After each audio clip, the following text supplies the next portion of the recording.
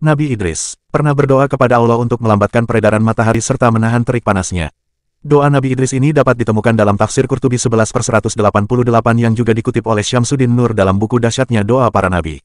Berikut arti doanya, "Ya Tuhanku, aku berjalan seharian, maka bagaimana seandainya seseorang mengatur perjalanan matahari selama 500 tahun menjadi sehari saja? Ya Allah Tuhanku, ringankanlah berat matahari daripadanya," yang dimaksud adalah malaikat yang mengatur peredaran matahari. "Ya Allah Tuhanku, lambatkanlah peredaran matahari dan aku dapat menahan terik panasnya matahari."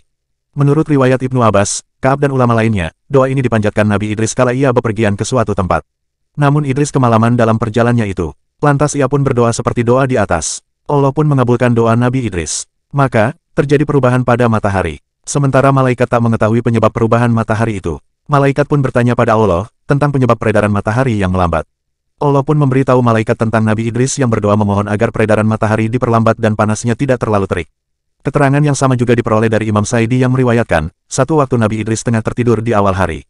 Saking teriknya matahari, Nabi Idris terlelap tidur hingga baru bangun saat matahari tenggelam.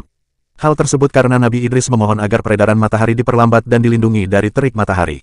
Berdasarkan beberapa literatur menyebutkan bahwa nama Nabi Idris adalah Hanuh. Nabi Idris adalah putra dari Yarid bin Milail bin Kinan bin Anusi bin Syid bin Adam. Hanuh tak lain adalah nama asli dari Nabi Idris. Beliau dikaruniai seorang anak bernama Matusyalah saat berusia 65 tahun dan meninggal dunia 800 tahun setelah kelahiran anaknya ini.